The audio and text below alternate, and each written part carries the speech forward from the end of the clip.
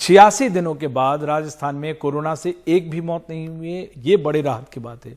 और केस भी लगातार कम होते जा रहे हैं। राजस्थान में कुल 150 से कम केस दर्ज हुए हैं। जयपुर में सिर्फ 12 केस बताए जा रहे हैं और राज्य के 8 जिले ऐसे हैं जहां कोरोना का कोई नया मरीज सामने नहीं आया है। लेकिन फिर भी स्वास्थ्य विभाग ने हिदायत दी है कि सतर्क रहें।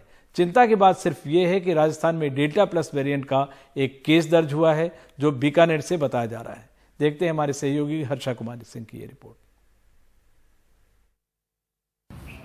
राजस्थान का सबसे बड़ा कोविड अस्पताल RUHS, यहाँ 1200 बेड की क्षमता है।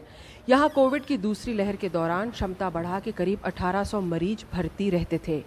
अब इस अस्पताल में सिर्फ 100 मरीज हैं। 1800-1700 का फिगर था, वो लिमिटेड ड्रॉप होता होता 104 पर आ गया। आज की IPD का फिगर हमारे पास 104 है और 104 को भी मैं अब क्लासिफाइड करूं तो 60 पेशेंट अभी भी हमारे पास ICU में हैं, जो कि पोस्ट कोविड के अंदर पोस्ट कोविड कॉम्प्लिकेशन का ट्रीटमेंट ले रहे हैं। सिमिलरली 60 के साथ में 44 पेशेंट अभी भी हमारे पास वार्ड में हैं। और जिस ढंग से ये पेशेंट ड्रॉप हुए हैं वो कंपैरेटिवली एक सुकून और एक उस तरह से जनता के लिए राहत का भी मैसेज है।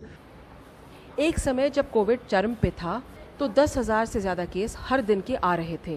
प्रदेश में कुल मौतें 8,905 हुई हैं, लेकिन अब एक भी मौत नहीं होने से लोगों ने राहत की सांस ली है। एक समय में जयपुर के सबसे बड़े कोविड शमशान में चिता जलाने के लिए कतार में लगना पड़ता था, जहां आज एक भी चिता नहीं जल रही है। पिछले 2 महीनों के अंदर कोविड की इतनी गोलियां आती थी, एक एक दिन में 30-30, 40-40, 50-50 गोलियां आती थी और इस समय हफ्ते में 1 या 2 गोलियां।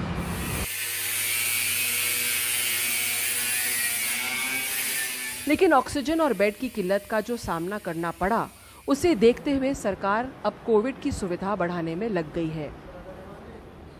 RUHS में 100 बेड का नया विंग तैयार किया जा रहा है और यहाँ ऑक्सीजन के प्लांट भी लग रहे हैं। ये है राजस्थान का सबसे बड़ा कोविड अस्पताल RUHS। एक समय जब यहाँ पर पेशेंट्स का तांता लगा रहता था, आज यहाँ पर OPD बिल्कुल खाली है, क्योंकि राजस्थान ने राहत की सांस ली है। 200 से कम केस अब दर्ज हुए हैं, कोई मौतें नहीं हुई हैं और कुछ जिले तो ऐसे हैं जहां एक भी फिलहाल कोविड का केस दर्ज नहीं हुआ है।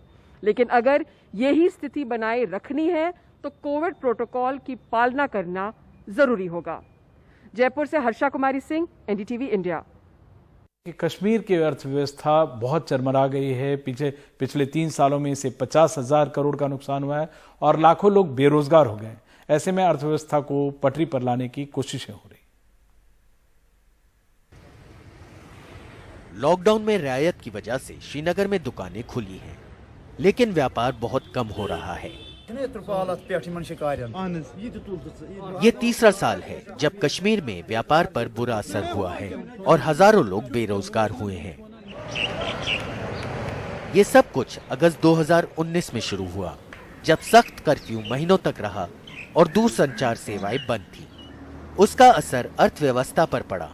कश्मीर चेंबर ऑफ कॉमर्स और इंडस्ट्री के मुताबिक अर्थव्यवस्था को 50,000 करोड़ का नुकसान हुआ और करीब 4 लाख लोग बेरोजगार हो गए। इन सिचुएशन में आप देखिए बिजनेसेस को सरवाइव करना और फिर बैक टू बैक लॉकडाउन में हम कैसे सरवाइव करें। देखिए डेफरमेंट ऑफ मॉरेटोरियम बताना, डेफरमेंट ऑफ इंटरेस्ट पीछे लेना, बट ये पाइल अप होके हम कहाँ से दे पाएंगे जबकि एक दुकानदार हो या फैक्ट्री वाला हो, जब उसके पास वर्किंग डेज कम मिलते हैं। आप देखिए 40,000 करोड़ हमने जब एक साल, फिर ये महीना 2 महीना हमारी एक छोटी सी जगह है, फिर भी आप 10,000 करोड़ ले लीजिए, हमारा बिजनेस लॉसेस हो जाते हैं। और इस दौरान जो ये 4-5 लाख लोग बेरोजगार हो जाते हैं, आपके स्किल लोग हैं। राज्य का दर्जा वापस लेने के करीब 2 साल बाद केंद्र ने फिर घाटी के नेताओं से संपर्क किया है, लेकिन इससे कई सवाल उठ रहे हैं। क्या प्रधानमंत्री नरेंद्र मोदी को यह महसूस हो रहा है कि उनका निर्णय जमीन पर काम नहीं कर रहा, या फिर अंतर्राष्ट्रीय मजबूरियों की वजह से उन्हें कश्मीरी नेताओं से मिलना पड़ रहा है? इस दौरान कश्मीर को बहुत कुछ सहना पड़ा है। सरकार के सामने चुनौती इस सौतेलेपन के एहसास को दूर करने की है। 5 अगस्त 2019 के फैसले ने जम्मू कश्मीर की तस्वीर और तकदीर भी बदल डाली है। विकास सिर्फ कागजों और सरकारी इश्तिहारों में नजर आ रहा है, ज़मीनी हकीकतें कुछ और कहानी बयान करते हैं। पिछले 22 महीनों से लोग बेयकीनी और बदहाली के दलदल में फंसे हैं। हज़ारों लोग रोज़गार से हाथ धो बैठे हैं, हज़ारों लोगों को जेल जाना पड़ा। दुनिया के लंबे तरीन इंटरनेट ब्लॉकेड से कश्मीर को गुजरना पड़ा। हाल ही में गांदरबल में एक शख्स साजिद रशीद सैफी को बस इसलिए गिरफ्तार कर लिया गया कि उसने गांदरबल के डीएम को बाहरी बताया था। तेज इंटरनेट इस साल फरवरी में जम्मू कश्मीर में बहाल किया गया। 18 महीने तक तेज इंटरनेट को सस्पेंड रखा गया था। इंटरनेट पर बैन पर अजीब तरह की दलीलें सामने आती रहीं। जैसे डिस्ट्रिक्ट डेवलपमेंट काउंसिल के चुनाव के वक्त गृह सचिव ने कहा कि आतंकवादी और वो लोग जो शांति के विरोधी हैं गड़बड़ी कर सकते हैं। सफल चुनाव और भारी संख्या में लोगों की भागीदारी के बाद भी बैन को बढ़ा दिया गया। इस बार कहा गया कि सफल चुनाव होने की वजह से वो तत्व बेचैन हैं जो शांति के दुश्मन हैं। इस तरह के फैसले लगातार आते रहे और कश्मीर में दुनिया का सबसे लंबा इंटरनेट शटडाउन हुआ जो 555 दिन तक चला। बिफोर अगस्त 19 हमारे डेली ऑर्डर्स ऑलमोस्ट 80 to 100 जाते थे कश्मीर के और रेस्ट ऑफ इंडिया के। फिर जब जैसे ही अगस्त 19 हुआ तो अब्रप्टली इंटरनेट शट डाउन हो गया और कर्फ्यू लग गया। तो फॉर 3 months हमारे ऑर्डर्स 100 to 0 हो गए। रेस्ट ऑफ द इंडिया के यूजर्स थे वो हमें कॉल्स पे कॉल्स करने लगे कि हमारे ऑर्डर्स का क्या हुआ। फॉर अगस्त सितंबर अक्टूबर उनके ऑर्डर्स आते रहे थे बट हमें तो बिल्कुल भी पता नहीं थी। उनकी पेमेंट्स भी हो रही थी बट हम यहाँ से प्रोसेस नहीं कर पा रहे थे। तो फॉर हमारा इमीडिएट स्टेप था कि उनके ऑर्डर्स हम प्रोसेस कर पाए, जो कि कुछ हद तक हमने किए और मोस्टली तो वो कैंसिल ही करने पड़े। आफ्टर फॉर ऑलमोस्ट 3 months जब कॉलिंग फैसिलिटी आ गई, एसएमएस आ गई तो हमने रिज्यूम कर लिया बट एसएमएस के थ्रू ही ऑर्डर्स ले रहे थे एंड कॉलिंग के जरिए ऑर्डर्स ले रहे थे बट उसमें तो बहुत प्रॉब्लम आ रही थी। हमारी आधी टीम को दिल्ली जाना पड़ा ताकि वो वहां से हमें ऑर्डर्स बता पाए और हम यहाँ प्रोसेस कर पाए। रोजगार देने का वादा भी अधूरा रहा। पिछले 2 साल में सरकार ने सरकारी नौकरों के लिए फॉर्म भरने वालों से 54 करोड़ रुपए लिए। अधिकारी कहते हैं कि वो 12,500 नौकरियों को अंतिम रूप दे रहे हैं और लिस्ट जारी करने में 1 महीने का वक्त और लगेगा। अगर सरकार की पिछले 2 साल में सफलता की बात करें तो 100 नए कॉलेज की शुरुआत हुई, लेकिन इनके लिए इमारतें नहीं बनाई गईं, न ही शिक्षकों की नियुक्ति की गई। राजनीतिक नेताओं का कहना है कि उन्हें नहीं पता प्रधानमंत्री ने ऑल पार्टी मीटिंग क्यों बुलाई। हालांकि इससे बातचीत के दरवाजे खुले हैं, लेकिन इसकी कोई गारंटी नहीं कि ये बातचीत कहां तक आगे जाएगी। अंदाजा करें लाखों बच्चे 18 महीने तक ऑनलाइन क्लासेस नहीं ले पाए क्योंकि हाई स्पीड इंटरनेट पर कश्मीर में पाबंदी थी। ये बच्चे स्कूल भी ना जा सके क्योंकि पहले कर्फ्यू की वजह से, उसके बाद कोरोना लॉकडाउन की वजह से स्कूल बंद रहे। अब सिर्फ फरवरी से यहाँ हाई स्पीड इंटरनेट चालू हो चुका है और अब बच्चे ऑनलाइन क्लासेस ले सकते हैं, लेकिन इस दौरान हर एक को मुसीबतों से गुजरना पड़ा। यहाँ की तालीम और यहाँ की तिजारत दोनों पे बहुत ही बुरा असर पड़ा है। श्रीनगर से नजीर मसूदी की रिपोर्ट, एनडीटीवी इंडिया। अंतर्राष्ट्रीय नशा निरोधक दिवस के मौके पर देश भर में कई कार्यक्रमों का आयोजन हुआ। पंजाब भारत में उन राज्यों में शुमार है जहां ड्रग्स रैकेट का गोरखधंधा सबसे ज्यादा फल फूल रहा है। लाख कोशिशों के बावजूद इस पर लगाम नहीं लग रही है। क्या चुनौतियां हैं और क्या कोशिशें हो रही हैं, देखते हैं हमारे सहयोगी मोहम्मद गजाली की रिपोर्ट। 40 साल से जसवीर सिंह जो मोहाली जिले में रहते हैं और वेल्डिंग का काम करते हैं, वो नशा मुक्ति केंद्र में भर्ती हो गए हैं। जसवीर महीने में जितना कमाते थे उसका आधा हिस्सा ड्रग्स पर खर्च कर देते थे। मेरी बहन ने 2 दिन पहले मुझे यहाँ भर्ती करवाया। मैं शराब हेरोइन पर 600 रुपए खर्च कर देता था। गलत लोगों की संगत में पड़ गया था। पंजाब में ड्रग्स की लत की गंभीर समस्या है।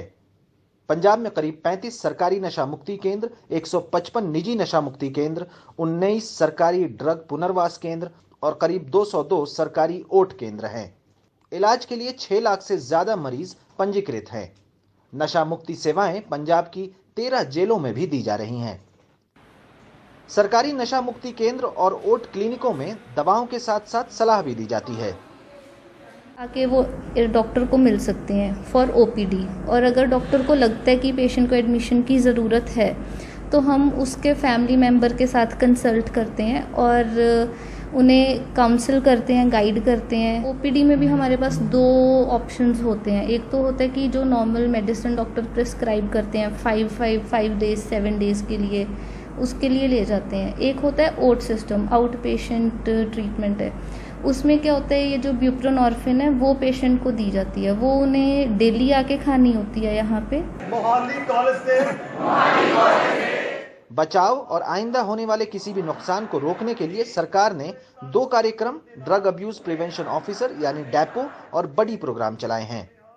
इस बडी के प्रोग्राम का मतलब ये है कि जो हमारे एजुकेशन में स्कूल और कॉलेजेस हैं, यूनिवर्सिटीज़ हैं, वहाँ पे जो स्टूडेंट्स हैं उनको इस कैंपेन से जोड़ा जाए। तो जितने भी हमारे स्टूडेंट्स होते हैं, स्ट्रेंथ होती है, उनको 5-5 के ग्रुप में हम एक ग्रुप बना देते हैं जिसे बड़ी ग्रुप बोलते हैं। तो वो जब एक दूसरे से मिलते हैं, हम सिखाते हैं कि ये प्रोग्राम है, इसका मतलब ये है कि आपने अपने साथियों का ध्यान रखना है, उनको प्रोटेक्ट करना है, उसको केयर करना है। 6 लाख से ज्यादा लोगों ने डेपोज में खुद को रजिस्टर किया है। इस लत से जूझ रहे लोगों के सलाह देने का काम करती है डेपो। बड़ी प्रोग्राम 6ठी कक्षा और उससे ऊपर के छात्रों के लिए चालू किया गया है। राज्य के 37 लाख स्कूली बच्चों ने करीब 7 लाख से ऊपर बड़ी ग्रुप बनाए हुए हैं। अभी तक 15,976 शिक्षा संस्थानों में बड़ी प्रोग्राम के तहत 6 लाख से ज्यादा गतिविधियां हुई हैं। बड़ी ग्रुप 5-5 छात्रों का समूह होता है जो एक दूसरे को बुरी आदतों से रोकने का काम करता है। लेकिन पंजाब पुलिस के ऊपर सबसे बड़ी जिम्मेदारी ये सुनिश्चित कराना था कि पंजाब में ड्रग्स सप्लाई की पूरी चेन को तोड़ दिया जाए। अप्रैल 2017 से 20 जून 2021 तक करीब 47,000 से ज्यादा मामले दर्ज किए गए हैं। इसी तरह नशे के आरोपी 61,000 से ज्यादा लोगों को नशे के आरोप में गिरफ्तार किया गया है। ड्रग्स के पैसे करीब 23 करोड़ से ज्यादा जब्त हुए हैं, जबकि 350 संपत्तियों को इन आरोपों में जब्त किया गया है। ड्रग्स हमारे because we are affected. Punjab is unfortunate that it has a 550 kilometer live border with Pakistan, and that is we are on the route, transit route so to say, of drugs. We are affected by geography and we have this long border. तो उस वजह से drones के माध्यम से, pipes के through, ऊपर जो फेंसिंग है, बॉर्डर फेंसिंग, उसके ऊपर से फेंकने से, मतलब हमें चैलेंजेस, लीगल चैलेंजेस हैं, इन्वेस्टिगेशन में चैलेंजेस हैं। NDPS is a highly technical act, so those kind of challenges are there. Drugs की लत को रोकने की जंग एक लंबी लड़ाई है जिसमें पंजाब को कई साल लग सकते हैं। अंतर्राष्ट्रीय नशा निरोधक दिवस पर हमें उम्मीद है कि सबकी ये कोशिशें रंग लाएंगी। चंडीगढ़ से मोहम्मद गजाली, एनडीटीवी इंडिया।